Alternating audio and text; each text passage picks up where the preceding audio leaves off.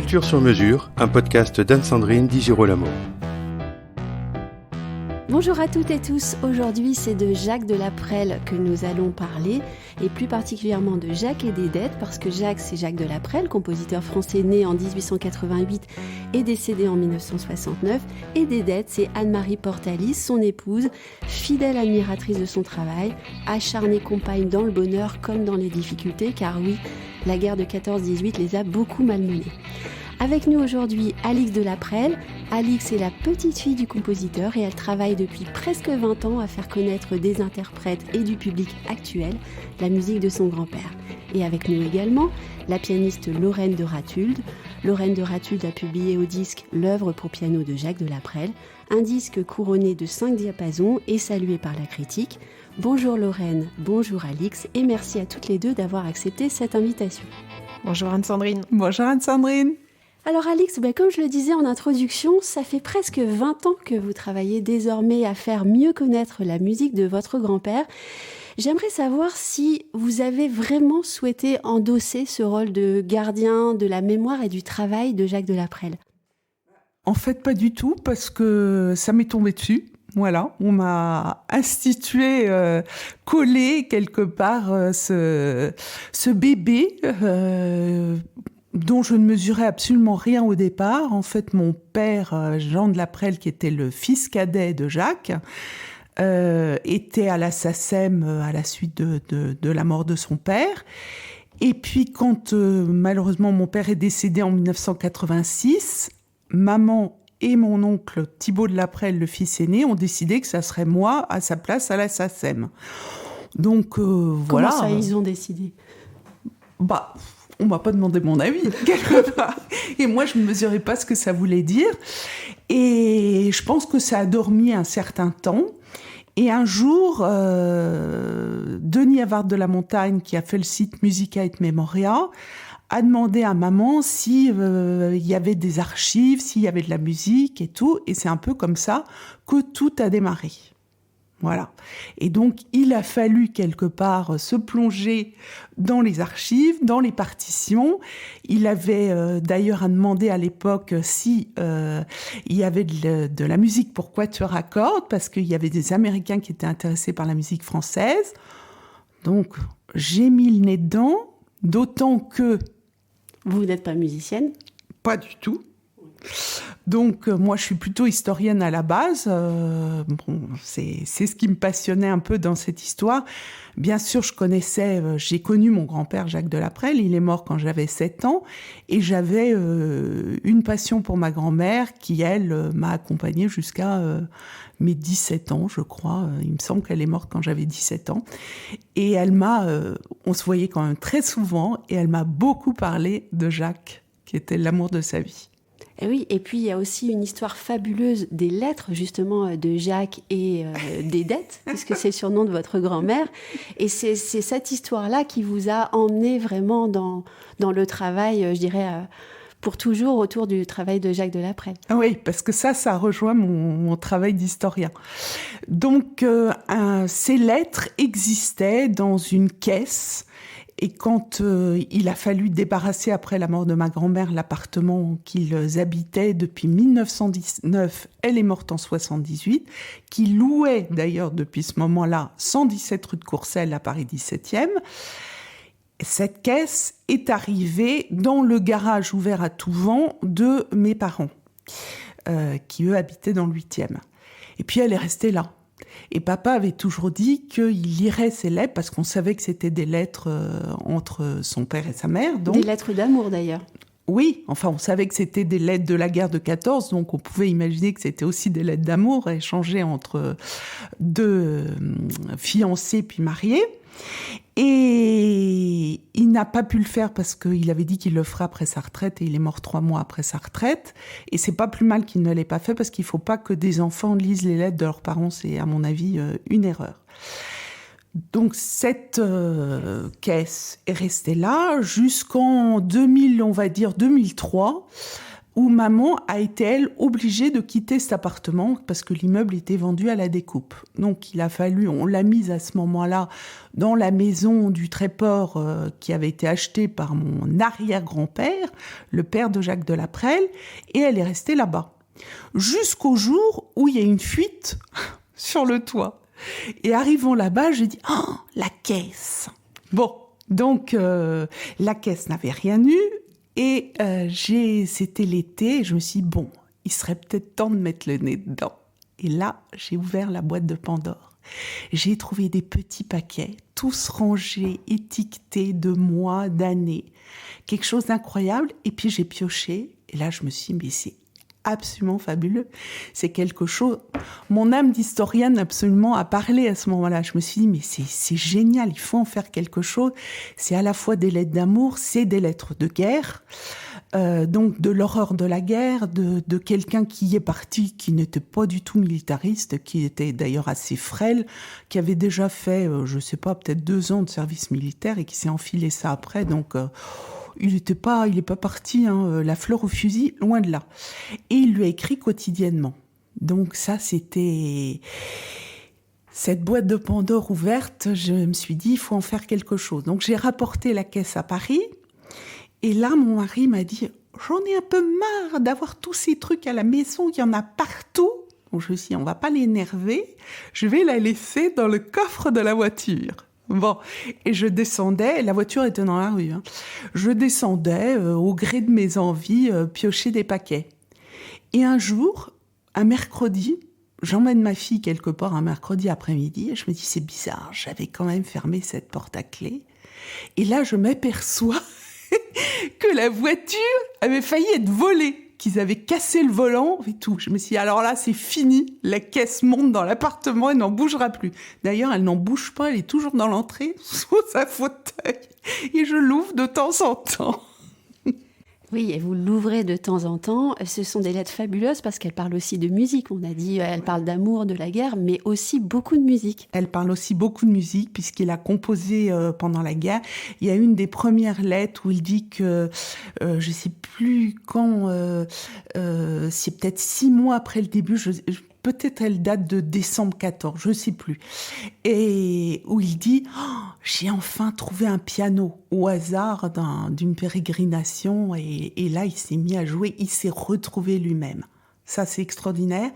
Et après, donc, avec ses camarades brancardiers, parce que il y avait à la fois, il était brancardier, donc au 119e régiment d'infanterie, et puis il y avait une musique du régiment. Bon, il n'en faisait pas partie, et il a cherché un petit peu à en faire partie. Bon, c'était de la musique qui l'intéressait pas spécialement, mais je pense qu'ils avaient quelques avantages supplémentaires à être dans cette musique du régiment, mieux lotis, donc c'était intéressant.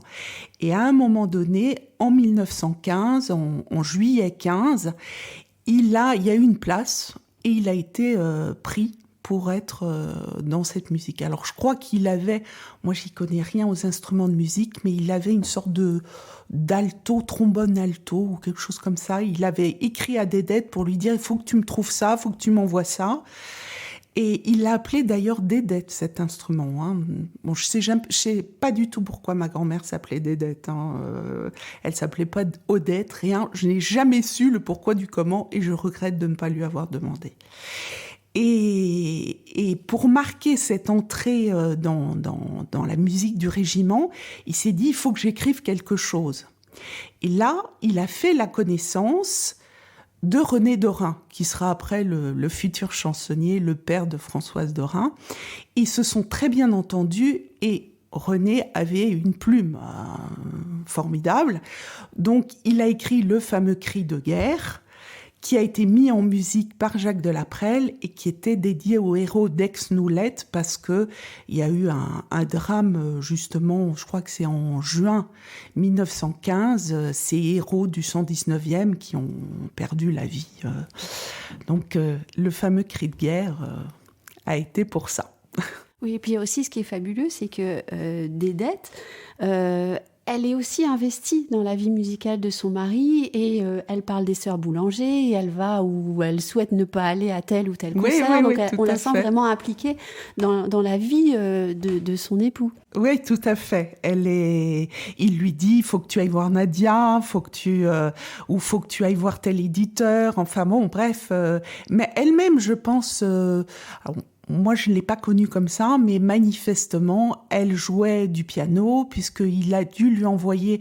Il y a une partition qu'il a écrite en 1915 au front, qui s'intitule « Guitare », qui est pour piano et violoncelle. Et il lui a envoyé la partition, il a dit « il faut que tu l'essayes, que tu vois comment c'est ». Donc voilà.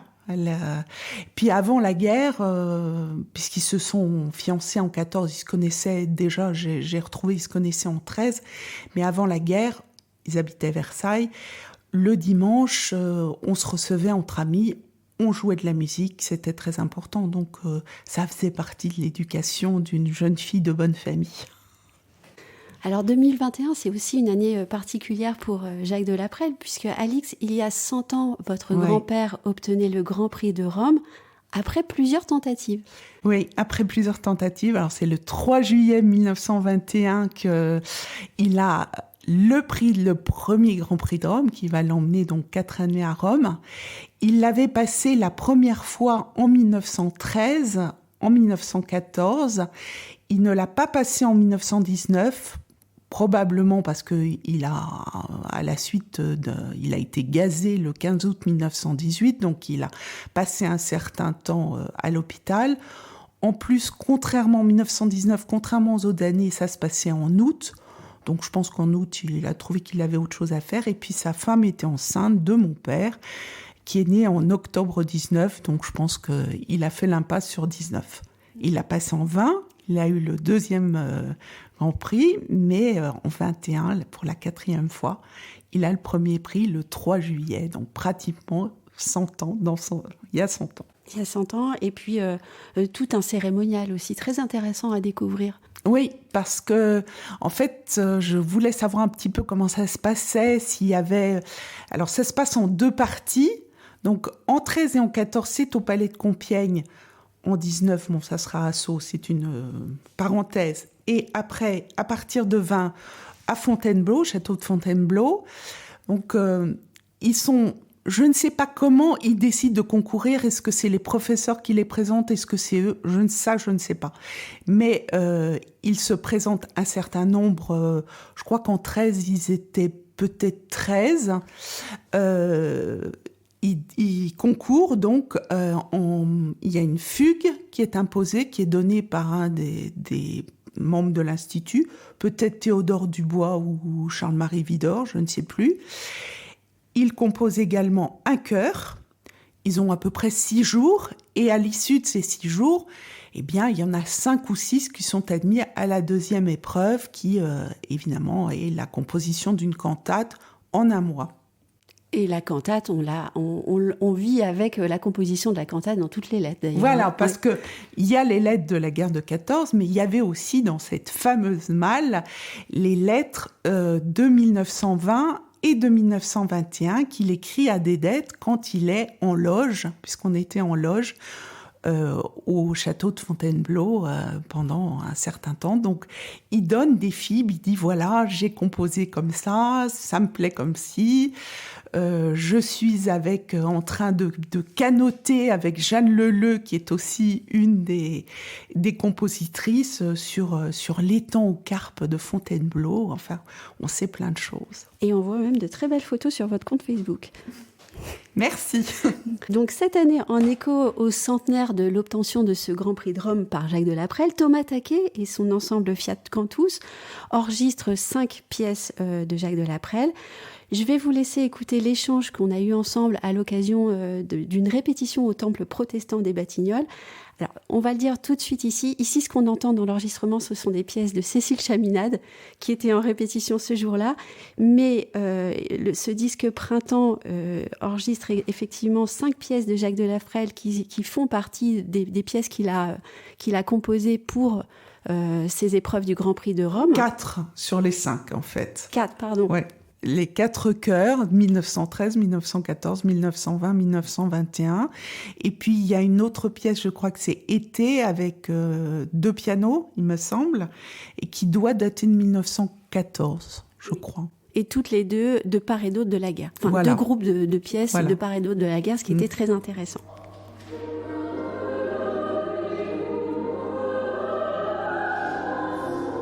Thomas Taquet, racontez-moi votre rencontre avec Alix de la Prelle. Alors, elle s'est passée de manière fortuite il y a plusieurs années. En fait, nous avons participé avec le chœur Fiat Cantus à un précédent enregistrement pour les éditions Hortus qui était dédié aux compositeurs liés à la Première Guerre mondiale. Dans ces compositeurs-là, nous avions trouvé différentes choses assez intéressantes, notamment la dernière œuvre composée du vivant de Debussy, donc pour chœur et piano. Et les éditions Hortus elles-mêmes m'ont proposé de compléter cela par le cri de guerre de Jacques de la Prelle, que je ne connaissais à vrai dire pas du tout. Et c'est vrai que je le trouvais vraiment pertinent parce que toutes les œuvres qu'on avait eues étaient plutôt des œuvres très loin du front. C'est-à-dire des œuvres qui avaient été composées plutôt dans un effort d'intellectuel, de soutenir la guerre, mais pas du tout dans l'idée globale de pouvoir être chanté par les soldats sur place. Le cri de guerre répondait à cet objectif, en plus répondait d'une manière assez intelligente avec une écriture qui était certes efficace, mais aussi quand même qui dénotait une vraie intelligence musicale. Et c'est pour ça qu'après cet enregistrement, j'ai demandé à Alix de la Prelle si elle avait d'autres œuvres pour chœur et piano, ce qu'elle m'a transmis. Et le temps que le projet se mette en route, que nous trouvions les financements, que nous trouvions également le temps matériel pour le monter, transcrire les partitions également. 2 ans se sont écoulés et c'est là, à la rentrée 2020, que je lui ai dit on va essayer de monter ça dans cette saison. Alors dans votre prochain disque Printemps, vous intégrez au programme 4 pièces de la Prelle. Ce sont 4 inédits. J'intègre en fait même 5 extraits de la Prelle parce que finalement l'un s'appelle 2 chœurs de printemps et donc se décompose en 2 œuvres, Avril et Juin. Toutes sont inédites, c'est-à-dire que plus aucune n'est disponible en tant qu'enregistrement à l'heure actuelle. Avril et Juin avaient été enregistrés sur Radio Paris en 1943. C'était les seuls qui avaient été enregistrés en plus en tout petit ensemble, je pense du fait des moyens très limités de l'époque, on était quand même en plein contexte de Seconde Guerre mondiale. Du coup, ce sera le premier enregistrement qui valorise réellement l'écriture chorale de ces œuvres.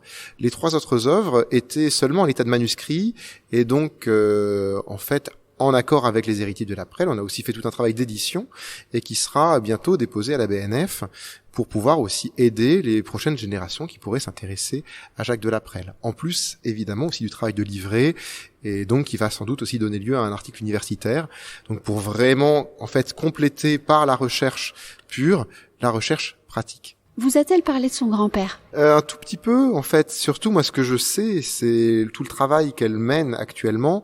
Ces œuvres, en l'occurrence qu'on va enregistrer ce dimanche, sont des œuvres qui ont été composées dans le cadre du prix de Rome, donc dans le cadre de la formation de Jacques de la Prelle, qui était nécessaire à l'époque pour être reconnu comme grand compositeur ou compositeur en devenir, donc qui consistait à préparer une cantate, donc une œuvre pour piano et voix, et également une cantate avec chœur, donc soliste, chœur, piano, l'idée étant que la partie de piano puisse ensuite être orchestrée. En fait, moi j'ai surtout vu Alix passionné par tout ce travail de recherche autour des lettres qu'il a pu écrire en parallèle, mais aussi les éléments qui permettaient de resituer telle ou telle œuvre, parce que c'est vrai que cette jeune carrière de compositeur de la Prelle est tranchée en quelque sorte par la Première Guerre mondiale, et donc les œuvres que nous on interprète sont finalement d'un côté et de l'autre, c'est-à-dire il commencera à faire des premières tentatives de prix de Rome en 1912-1913, donc juste avant la Première Guerre mondiale, et au sortir de la Première Guerre, il s'y remet, il s'y réattelle. De toute façon, le prix de Rome ne se tenait pas durant la guerre, et donc il s'y réattelle en 1919-1920, et c'est ce qui fait qu'en fait on a un corpus de 5 œuvres, le de la Prelle. C'est qu'on en a à la fois d'avant la guerre et d'après la guerre. Quelle est la différence justement entre les 2 groupes ? Et ben finalement, c'est ce qu'on disait avec Alix, justement que j'appelais à ce sujet, celles d'avant la Première Guerre mondiale sont un peu plus folles, sont un peu plus, on sent le jeune compositeur un peu plus fougueux. Quelque part après la guerre, je ne pense pas qu'il soit assagi, peut-être que la guerre a joué aussi son effet, mais je pense qu'il était un peu plus rentré dans le moule de ce que les jurys attendaient. Mais ça reste quand même une musique qui est très pertinente. Me faites pas dire ce que j'ai pas dit. Ça reste une musique très vivante, très pétillante, qui est empreinte de toutes les couleurs de ce début XXe siècle français. Vraiment, on sent la patte de Debussy, on sent l'influence de Ravel, on sent voilà la griffe aussi de ses professeurs du conservatoire. Donc il y a vraiment énormément de choses à défendre et à dire dans ses œuvres. Et puis une vraie personnalité qu'on retrouve chez sa petite fille aussi. Oui, ça c'est une évidence. Non, mais c'est là où moi j'aime beaucoup en fait les œuvres qui sont pour voix, parce que s'il dénote aussi l'intelligence du compositeur d'aller chercher des textes et la curiosité du compositeur à aller explorer parfois des textes, les mettre en lumière de façon parfois surprenante, différente. Et dans le cas de Jacques Delaprelle, il y a de ce point de vue-là, quelque chose d'assez intelligent. Il ose explorer des rythmes, des choses qui sont finalement très difficiles à mettre en place, mais qui ne sont pas immédiates pour des chanteurs. Et finalement, quand on les met en relation avec le piano, avec les solistes, avec les différentes couleurs qu'il propose, tout ça prend un sens.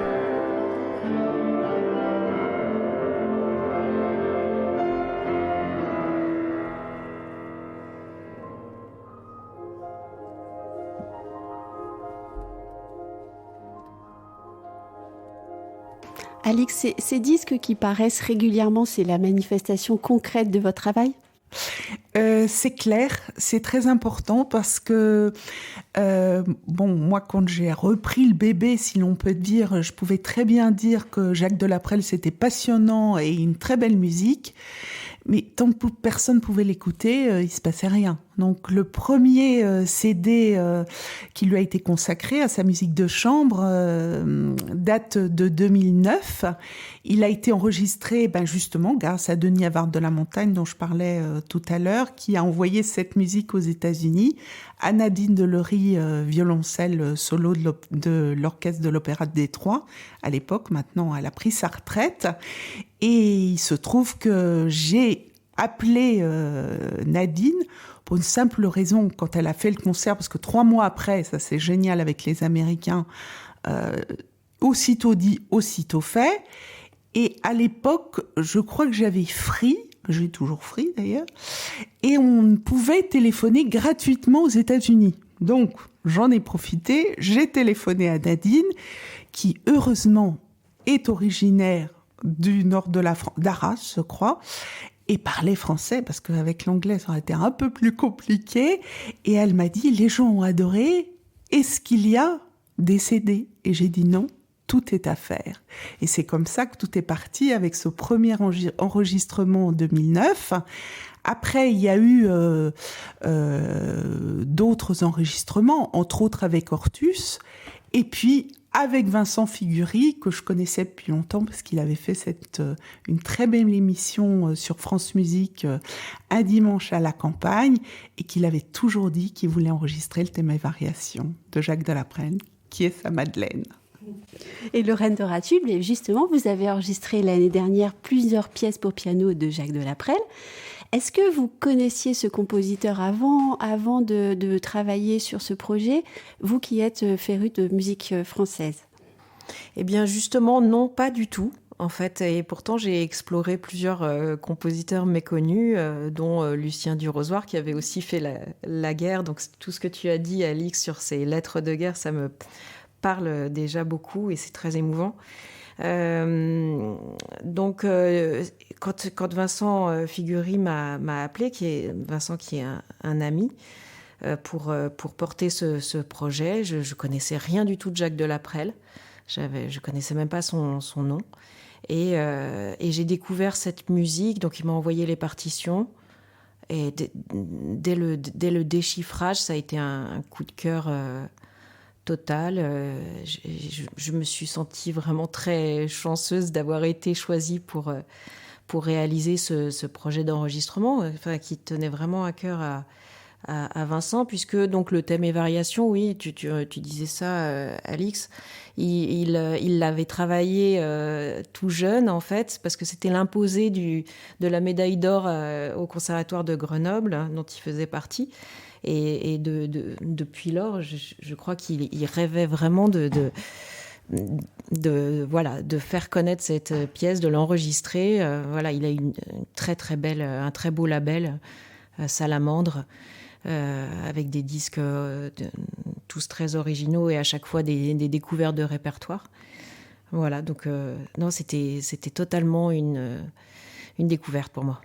Et donc, on va parler de la phase de préparation, parce que c'est une phase, je suppose, très effervescente, où on découvre beaucoup de choses, surtout quand on ne connaissait pas le compositeur et que d'un seul coup, on a un vrai coup de cœur pour lui.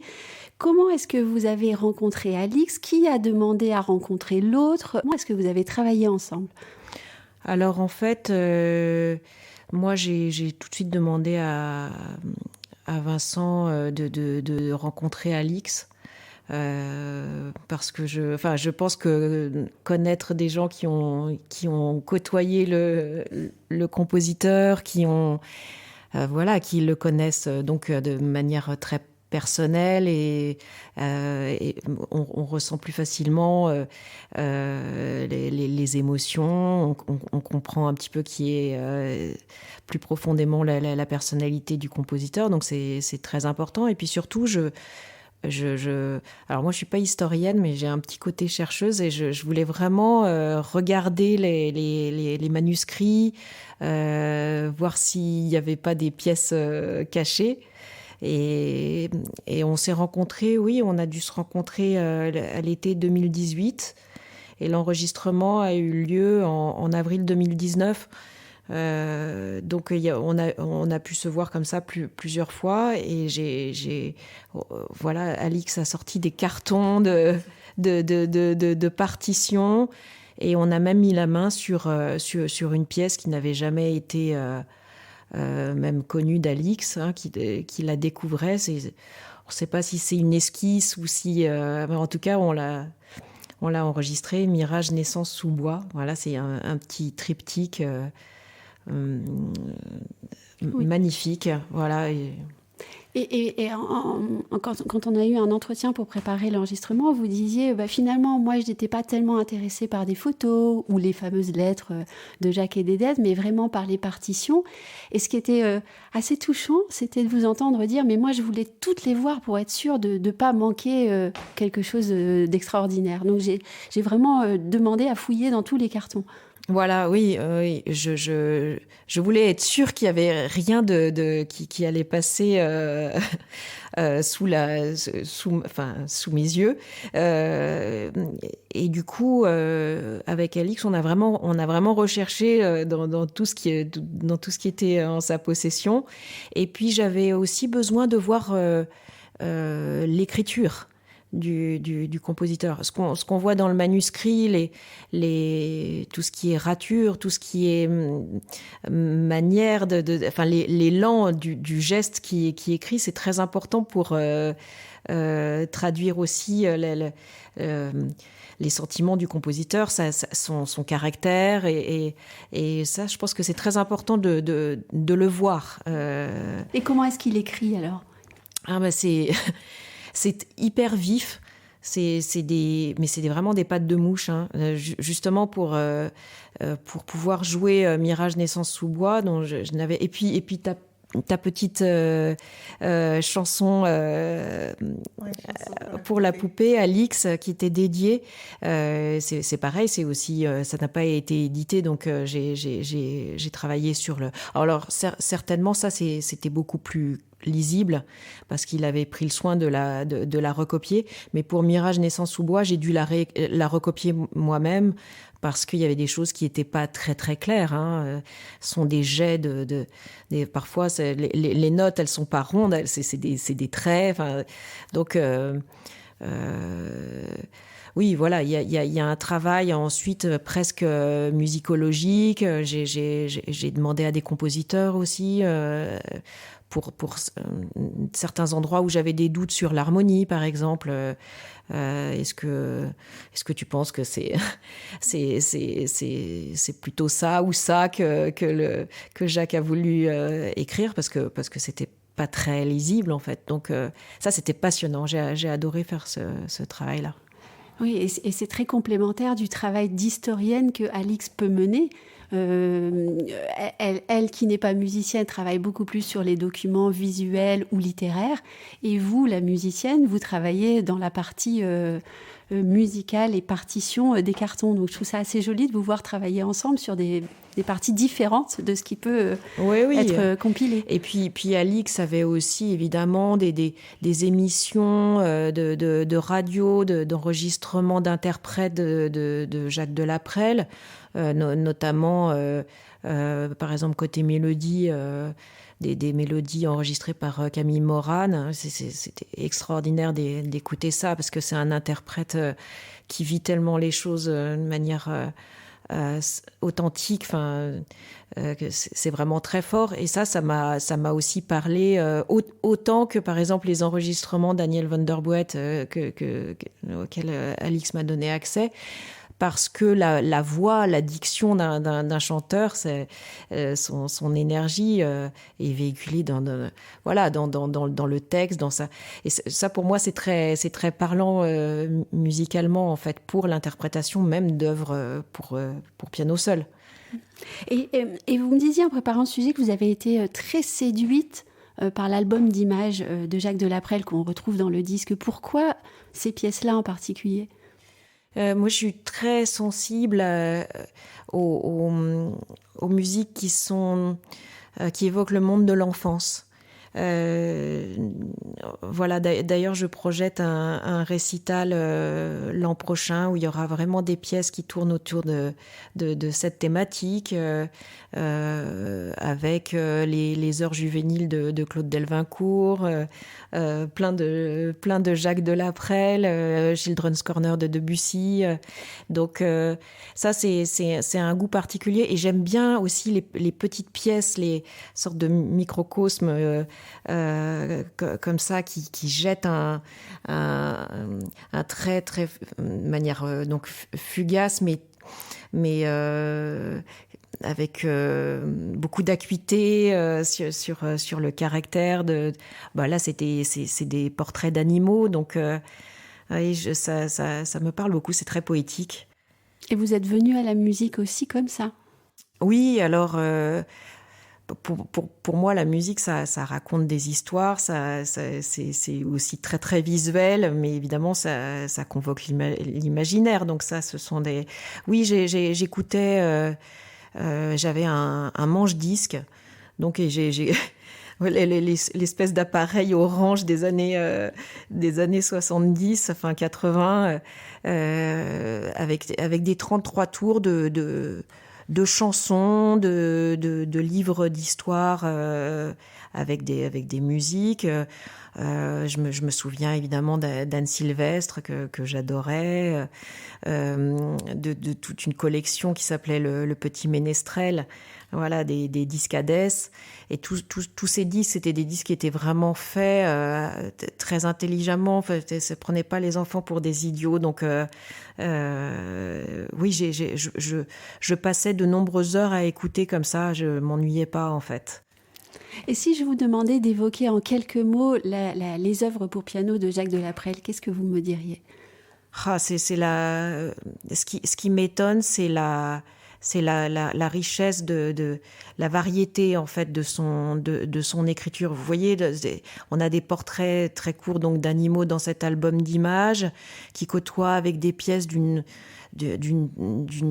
tendresse incroyable, avec les berceuses qui sont par ailleurs des bijoux d'écriture contrapuntiques. Enfin, il y a des thèmes qui se superposent avec des rythmes qui se combinent.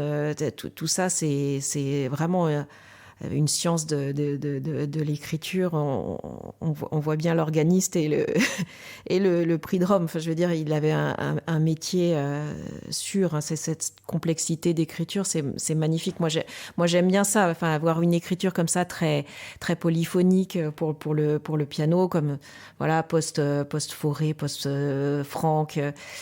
Ça me séduit beaucoup. Et puis, voilà, donc ces pièces de format plus bref côtoient des pièces avec une plus grande envergure, comme le thème et variations. C'est une œuvre gigantesque. C'est vraiment son chef-d'œuvre. Et c'est très. Il y a aussi des œuvres qui sont plus légères, plus virtuoses, mais avec plein d'esprit, de l'humour, comme la parade fantasque, l'impromptu. Voilà, et puis ça c'est pour les pièces pour piano. J'espère ne pas en avoir oublié.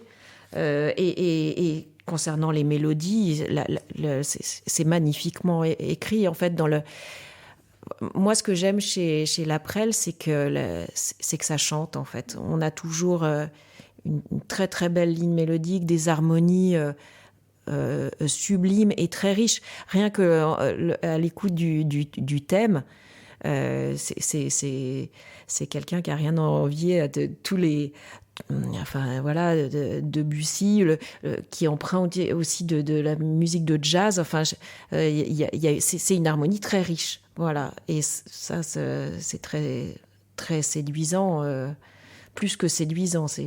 Et un rapport au texte aussi. Ah oui, énorme. Ouais, c'est. Quand on joue une mélodie pour piano de Jacques de Laprelle, il faut sentir les mots qu'il peut y avoir derrière. Hein. Effectivement, c'est un mélodiste, c'est évident. Il le fait avec un grand naturel. Ouais, ses chants sont sublimes autant que son harmonie. Et puis le rythme est aussi très très savant. C'est jamais plat. C'est toujours, on est toujours dans un discours étonnant, varié. C'est un plaisir de jouer cette musique. Et je vais la jouer encore beaucoup, je pense. Votre prochain projet, ça n'est pas du Jacques de Laprelle, mais on reste dans la forme brève. Exactement, oui. Je vais enregistrer. Donc avec Aurélienne Brenner, qui est violoncelliste. On a un duo depuis 10 ans maintenant qui s'appelle le duo Luperca, et on va enregistrer des pièces, des berceuses, mais pas seulement, aussi des musiques autour du monde du rêve, de la nuit. Donc il y aura des nocturnes, des pièces du soir en allemand, Abendlied. Voilà, pour le label Parati. Et ça sera enregistré, on va les enregistrer au mois de juillet, là, mi-juillet, ces pièces. Et puis un nouveau festival que vous soutenez en juillet. Oui, voilà, ça s'appelle le festival La Chartreuse du Liget en musique, hier et aujourd'hui. Et c'est un festival qui aurait dû naître l'année dernière. Évidemment, on a été pris par le confinement, le Covid. Donc, ça sera la première année de ce festival à l'été. Il dure 4 jours, du 22 au 25 juillet. Nous jouons le 23. Et donc, c'est un festival qui laisse la place aux musiques d'aujourd'hui, comme celle d'hier, donc comme son titre l'indique. On va jouer du Beethoven, du Brahms et la sonate de Requiem d'Olivier Greff, voilà, qui est aussi un grand chef-d'œuvre. Alix, le mot de la fin, il sera pour Jacques et Dédette. Ouais. C'est vrai que je pense à eux toujours avec beaucoup de... C'est très émouvant pour moi. C'est très émouvant d'entendre cette musique, de sentir aussi tout cet amour qu'ils ont eu l'un pour l'autre, cette passion, comme tu as dit, Lorraine, aussi de la poésie, parce que j'ai retrouvé beaucoup de cahiers de ma grand-mère avec des tas de poésies qu'elle recopiait, hein. C'était pas des poésies qu'elle écrivait elle-même, mais elle recopiait, que j'imagine elle lui passait pour qu'éventuellement il les mette en mélodie. Et le sac à main. Le sac à main. Ouais, c'est vrai. L'autre jour, j'ai compulsé parce qu'évidemment, je compulse toujours des caisses. Alors, c'est toujours un peu... C'est lourd déjà. Moi, je peux pas toujours tout porter. Et puis, l'autre jour, en tirant une caisse, je m'aperçois qu'il y avait le sac à main de ma grand-mère. Je m'en souviens très bien parce que je le trouvais affreux. Il était absolument affreux, ce sac à main. En sky, enfin, moche. Elle avait je sais même pas si c'est pas maman, d'ailleurs, qui lui avait recousu. Elle avait recousu une anse. Enfin, il était affreux. Et on l'a gardé. Et c'était très émouvant. Je l'ai ouvert parce que bon, elle est morte en 78. Donc, ça fait quand même maintenant un certain nombre d'années. Et j'ai retrouvé des tas de choses dedans. J'ai retrouvé des photos de Jacques, des lettres, des morceaux d'articles de journaux, plein de choses. Et je me suis dit, voilà, quelque part, c'est comme la boîte de Pandore, c'est comme les lettres. C'est venu à moi, donc il faut que moi, mon devoir, c'est de le partager avec les autres.